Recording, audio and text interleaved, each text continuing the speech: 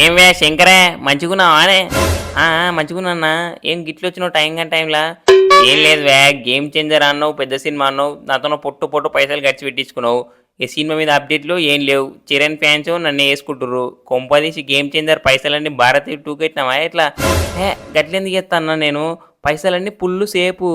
భారతీయ two Assam ఎక్కటలకల్లా జరంత డీలా పడి cinema మీద ఫోకస్ పెట్టలే. గందుకే అప్డేట్స్ లేట్ అవుతున్నాయి.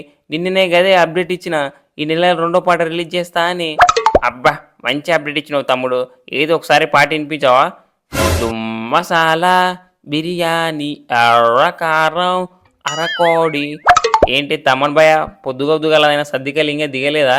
ఏ సినిమా పాట ఏ సినిమాకు మాడుతున్నావు? ఒళ్ళని చరణన్న, ఏదో అలవాట్లో పొరపాటు తప్పుగా.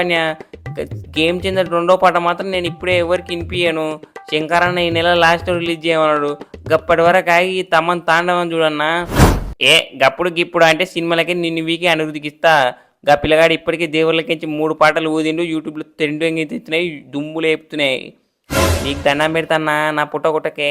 ఇప్పటికే గా బక్కోడు నాకు వచ్చే సినిమాలన్నీ పట్టుకొని పైసలన్నీ దండిగా సంపాదిస్తుండు. నా కడుపు ఇప్పటికే ఎండిపోయిన బయలెక్క అయింది. సరే తమ్ముడు, ఇంతకీ పాట ఎప్పుడు రిలీజ్ చేస్తున్నావు? ఈ నేను ఆఖరికెళ్ళి రిలీజ్ చేస్తలే అన్న. శంకర్ బ్రో, ఫైట్లు సాంగ్లని సెట్ అయినాయి. మరి సినిమా ఎప్పుడు రిలీజ్ చేస్తున్నారు?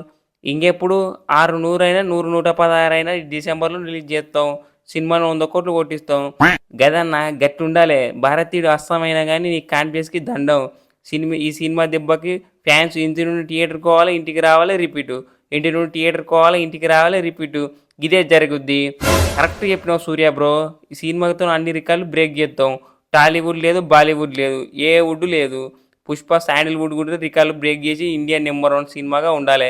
శంకర్ సినిమా హిట్ కావాలి, ఫ్యాన్ వాళ్ళు హిట్ కావాలి. అది global star Ram Charan fans.